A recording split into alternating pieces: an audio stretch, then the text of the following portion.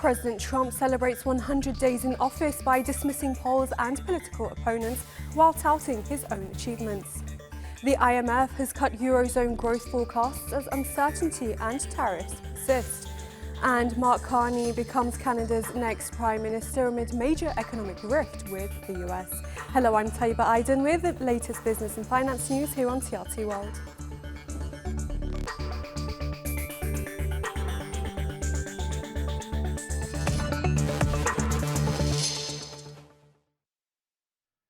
Donald Trump has celebrated his 100th day in office with a campaign-style rally in Michigan and an attack on, quote, communist radical left judges for trying to seize his power.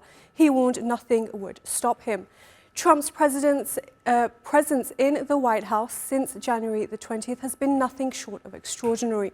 At times, it feels as though he's completely upended the world order. Our North America correspondent John Brain looks at his domestic policies and how the past 3 months have affected ordinary Americans. I will faithfully execute the office of President of the United States. The office of President of the United States. To say Donald Trump has hit the ground running hardly does justice to the phrase. Within hours of his inauguration, he'd already signed 24 executive orders, starting the process of unraveling the 4 years of the Biden administration. Could you imagine Biden doing this? I don't think so. He's barely paused for breath since. A crackdown on immigration has seen thousands of undocumented migrants rounded up and deported. They include alleged gang members who've been sent to El Salvador's notorious maximum security prison. Even more controversially, some foreign students critical of the US policy in support of Israel's war in Gaza have been targeted, arrested without warning, and also facing deportation. American citizens haven't been immune to Trump's attempt to reshape the US. Tens of thousands of federal workers have been fired. The Department of Education closed altogether. Charles Kupchan, who worked in the Clinton and Obama administrations, has watched the first 100 days of the Trump presidency with astonishment. Unprecedented and head-spinning. I have to say that never did I think that I would be living through a period in American history in which we just don't know whether American democracy, as we know it, will survive. But when you look at Trump's efforts to test the rule of law, when you look at Trump's efforts to intimidate and coerce law firms, corporations, universities. And Trump has taken a gamble. He was elected largely on a promise to bring prices down, but his imposition of tariffs threatens to have the opposite effect. And a falling stock market has given its own negative reaction. But the president seems undeterred. No, tariffs are making us rich. We were losing a lot of money under Biden, trillions of dollars, trillions on trade. And now that whole tide has turned. So much has happened that it's hard to believe that Donald Trump moved back here to the White House a mere 100 days ago. And there is still more than 1,300 days of his presidency left. This roller coaster is unlikely to be slowing down anytime soon. John Brain, TRT World, Washington. President Trump touted what he called a series of major economic wins during a rally to commemorate his first 100 days in office. We had 4 great years. We had the greatest economy in the history of our country. The stock market went up 88%. We did great. And we're going to do better now, because now we learned a little. Meanwhile, markets remain mixed as traders digest a slew of key economic data. In China, factory activity contracted at the fastest pace in 16 months in April as the weight of US tariffs snapped 2 months of recovery. While Japan's factory output also declined amid tariff concerns, Australia's core inflation slowed to a 3-year low in the first quarter, and oil prices slid as relief over a potential easing of global trade tensions was upset by a worsening economic outlook and signs corporates were feeling the pain from Donald Trump's tariffs. For more on this, we're joined by Delene Wu in Melbourne. She's a research strategist at Pepperstone. Dilly, now some weak regional data over in Asia. What should we make of this? Well, actually, I would say Asian figures are hardly rosy. For example, we saw today the official manufacturing PMI of China slipped back into contraction territory and hitting its lowest level since May 2023. And at the same time, the services PMI also edged lower. And actually, from my personal point of view, these shifts are directly linked to tariff pressure. And I think this weakness in Chinese and also Japanese data reflects rising uncertainty in the market, especially after Trump's tough tariff stance in the beginning to mid-April. And this has dampened confidence of the market, especially in some export-driven sectors, making businesses and the executives more cautious about future orders. However, I don't really think it would be a collapse.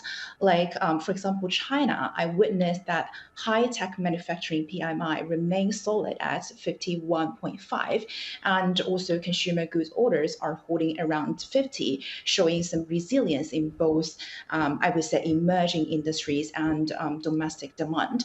So for both China and Japan, in my view, this kind of data decline as a result of combined impact of US tariffs, external volatility, and also expectations of a global demand slowdown.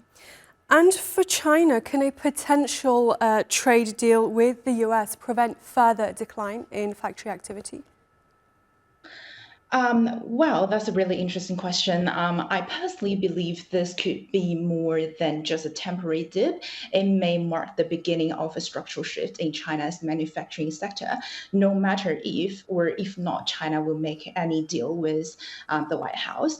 And with global demand softening, rising geopolitical tensions, and some foreign investment shifting to Southeast Asia and India, China is under pressure to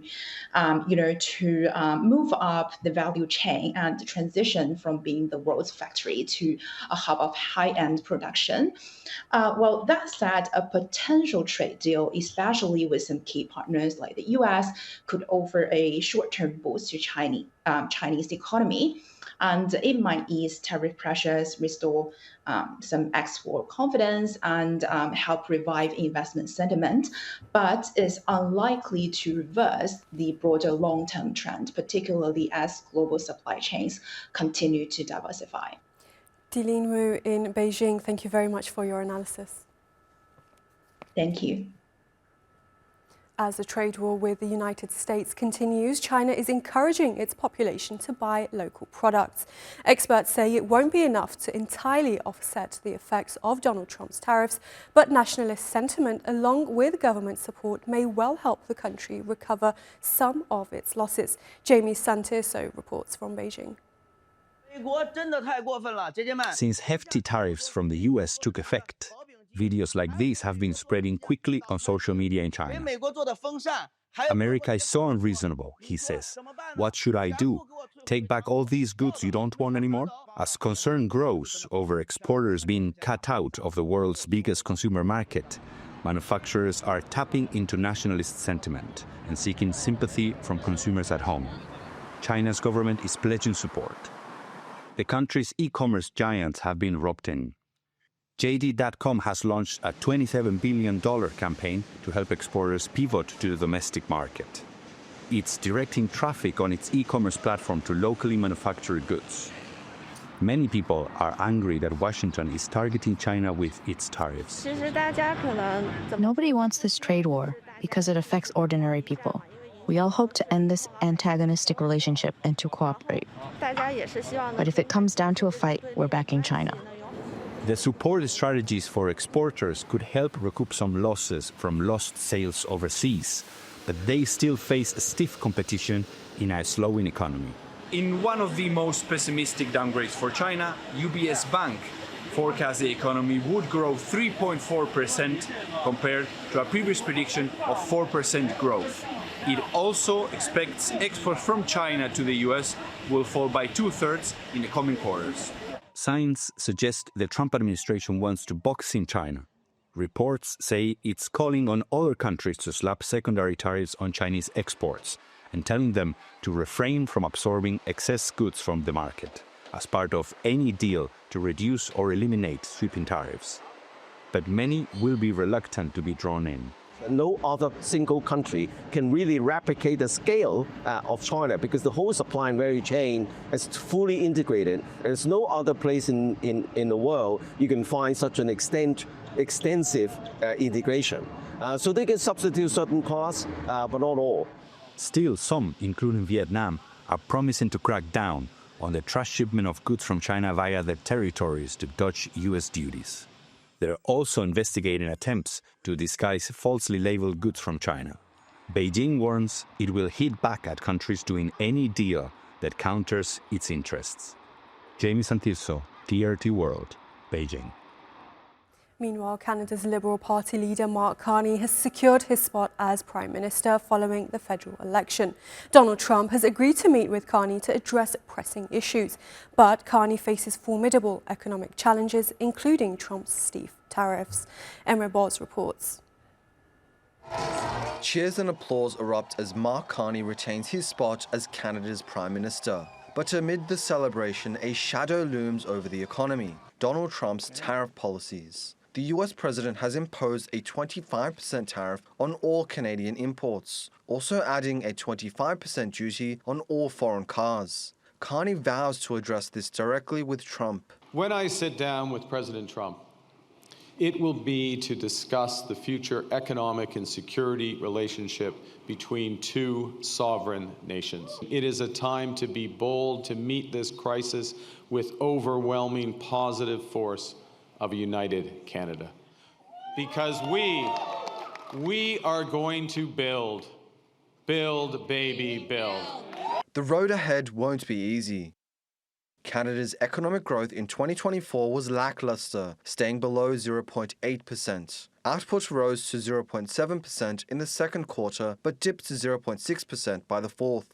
To make matters worse, inflation fell to 1.6% by September last year, but surged to 2.3% by March 2025. As the cost of goods rise, this will weigh on spending, reducing economic growth. And analysts are saying low productivity is because of a lack of investment into machinery, equipment, and innovation. Regulatory burdens have also hindered efficiency in sectors like mining, infrastructure, and agriculture. Canada's economy relies heavily on trade, with exports and imports accounting for over 1/3 of GDP. The United States remains its top trading partner. For the auto industry, Trump's tariffs have made keeping jobs even more difficult. Almost 4,500 workers at Canada's Stellantis assembly plant resumed work after a 2-week production halt, and the future remains uncertain. We'll be on for about 2 weeks, and then we'll find out what's going to happen after those 2 weeks. So it's really just the bulk of the people. It's hard to game plan. You know, it's hard to go and buy a house. It's hard to go and buy a car if you don't know if you're going to be working, more than 2 weeks at a time. Trump's trade policies are hitting many Canadians hard, and Mark Carney faces a tough task in his new term. Emre Boz, TRT World.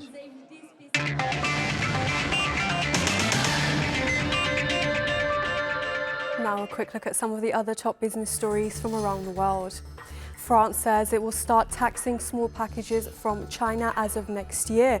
That will impact online retailers like Shein and Temu. Officials say the tax will be a few euros per box and sellers will cover it.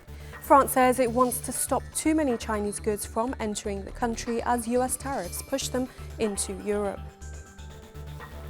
Meta has launched its first standalone AI assistant app to compete with ChatGPT. It says the app will remember personal details if users allow it and aims to offer a more natural, human-like chat experience. CEO Mark Zuckerberg also said users can choose to let Meta AI learn from their activity on Instagram and Facebook.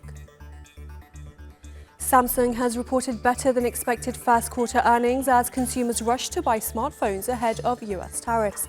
Net profit came in at $5.75 billion for the January to March period, up by 22% from a year ago. But the South Korean tech giant has warned trade turmoil could cut demand for its products, making it difficult to predict future performance. And Santander has posted its highest ever net profit for a first quarter, even as interest rates started coming down. The Spanish banking giant earned $3.9 billion in the first 3 months of the year, a 19% surge compared with the same period last year. Earnings were boosted by the bank's decision to spread out a tax burden across the full year.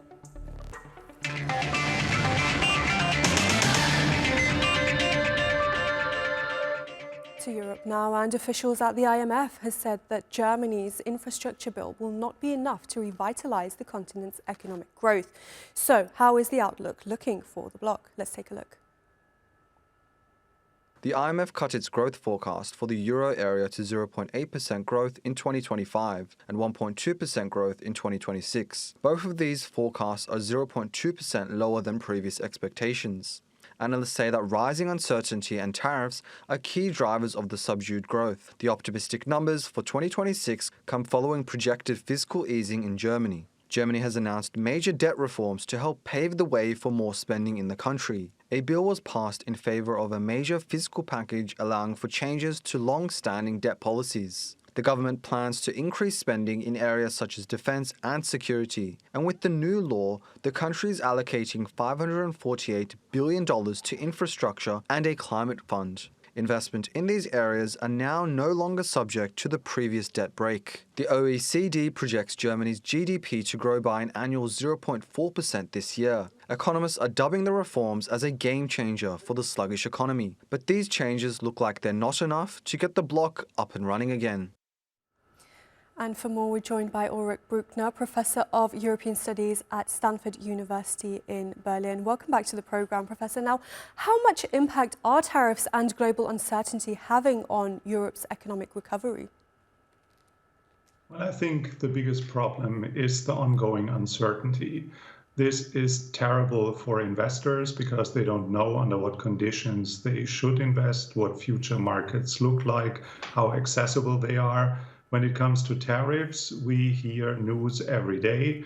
Yesterday, the tariffs on cars have been changed because Trump finally understands that building supply chains is not something that you press a button and it happens overnight. So the biggest problem is uncertainty, and this shouldn't be downplayed. And is the IMF's downgrade a wake-up call for the Eurozone's policymakers, do you think? Well, as far as I can see, the policymakers in the European Union and in the ECB are not sleeping. Therefore, there was no need for a wake-up call. They carefully look at macroeconomic numbers. And a big problem in a lot of member states is that they sit on a very high debt ratio, which limits the room for maneuver for financial easing. And therefore, Germany, in a better position, is finally doing what has been postponed for almost 2 decades, to invest more in infrastructure and in investment, and not so much in consumption as we heard in the Chinese initiative. So this is urgently needed, and it caused a bravo from the president of the IMF. And do you think this move by Germany is enough to kickstart broader Eurozone growth? Well, it certainly isn't enough to kickstart a major growth development. We have seen very low growth rates in Europe compared with other more dynamic regions, which also has to do with the fact that this is a much bigger GDP, and growing for more than 1% makes a big difference compared with emerging markets. Germany stands for about a quarter of the economy of the Eurozone, so you can't expect, even if it is the biggest economy, that everyone else immediately would flourish just because Germany is spending much more than it has spent in recent years. Right, and what can we expect from other economies in the bloc? Well, this is not just Germany and its own economy. Germany is part of something bigger. The European single market greatly benefits from initiatives like the one in Germany, because public procurement doesn't give jobs and opportunities to only German businesses. This is something that all economies in the European Union will benefit from. And given that we have labor market shortages and a number of structural obstacles in Germany, it definitely will also boost economies that benefit from tenders in the German economy. Professor Ulrich Bruckner in Berlin, thank you very much for joining us. Thanks for having me. In Argentina, President Javier Milei's economic reforms are showing some results, but for many, the rising cost of living and social unrest paint a different picture. While the IMF's $20 billion loan offers hope, the real question is how will it impact the everyday Argentinian? James Gatica Matheson has more from Buenos Aires. For many Argentinians, shopping has become a challenge. Soaring prices and flat wages have made basic groceries a luxury. President Javier Milei says his bold economic reforms are starting to work, but here, where every peso counts, people are still waiting to feel the difference. And wondering if there ever will. Yes, we can see that the national accounts are being fixed, but at the household level, it still doesn't feel that way. Magdalena and her husband work full-time to support their family of 6. Large supermarket trips are less common now, so she chooses to shop in a small local market like this one. The truth is, you feel it every day, at the end of the month in your daily life, or when you go to the supermarket. It's tough. Prices have been going up, not at the levels we saw a few years ago, but still rising faster than people's incomes. Chainsaw in hand, Javier Milei has turned the tool into a symbol of his libertarian agenda, slashing bureaucracy, cutting public spending, and shrinking the state. It's the same tool he recently gave to Elon Musk, who's now doing the same to the US. There are a number of important signals. Jorge is now retired, but he spent his long career as an accountant. He knows well how different monetary policies have affected Argentina's businesses and households over the past decades. If we don't fix the core issues first, the rest, the things we are waiting for, won't come either. But there is still hope among the people. In just 16 months, Milei cut government jobs, ended currency controls, and slowed inflation, delivering Argentina's first fiscal surplus in over a decade. But many still wait to feel the recovery. This recovery in economic activity improve the salaries and improve the possibilities of jobs. For example, there is an improvement in the industry and construction sector, so there are more possibilities of job creation. Dr. Javier Milei. And now Argentina has just secured a new $20 billion loan from the International Monetary Fund, which aims to provide a strong dollar support to the central bank. This financing lays the foundation for a great Argentina, turning to growth. And that's why we also call this day the Day of Liberation. The question now is, will the relief reach the people or just the balance sheets? James Gatica Matheson, TRT World, Buenos Aires. Turkish President Recep Tayyip Erdogan made an official visit to Italy, one of Turkey's closest friends in Europe. Erdogan and his counterpart Giorgia Meloni made more pledges to cooperate on European security, migration and in the defence industry. Our diplomatic correspondent Andrew Hopkins has more. When the Turkish president arrived in Rome, he wasn't greeted by a stranger. These two leaders have met at least 10 times face-to-face since Giorgia Meloni took office. That's more than any other leader for Recep Tayyip Erdogan. And the meeting finished with promises to continue cooperation. We will continue working together on long-term and sustainable solutions to preserve Libya's stability and prosperity. In Syria, we remain focused on strengthening state institutions, supporting reconstruction efforts, and safeguarding the country's territorial integrity. In this context, we emphasize Italy's constructive role and the importance of the Turkey-Italy partnership in the rebuilding process. We reached a consensus on this matter. Meloni used to be a critic of the Turkish government, but now there's plenty to talk about. Praise for joint efforts on reducing migration in the Mediterranean from Africa and Syria, an end to the war in Ukraine, and also talks on Gaza, supporting initiatives for a lasting peace. We exchanged views on the increasingly tragic situation in the Middle East, especially in Gaza. Italy supports the initiatives of the Arab countries, which are striving not only for a plan for the reconstruction of the Gaza Strip, but also for a lasting framework of peace and security at the regional level. 10 new agreements approved and signed off on issues ranging from trade and technology and their respective space agencies. And a business forum was held to follow 2 major defence deals involving Turkish defence company Baykar and Italy in the past year. These 2 leaders don't see eye to eye on everything. Italy has been more supportive of Israel in Gaza and is more aligned with the European Union in Syria, supporting only a gradual lifting of sanctions. But they do seem determined to find ways of working together. Before heading back to Turkey, a meeting with the Italian president too, and a visit to the Vatican to offer his condolences on the death of Pope Francis. Andrew Hopkins, TRT World, Rome. And a remarkable discovery from the depths of the Mediterranean. An 1100-year-old sealed amphora has been brought to the surface off the coast of Antalya by a team of underwater archaeologists using robotic technology. It's believed to be from a trade ship that set sail from Gaza during the Abbasid period and could hold secrets of ancient commerce.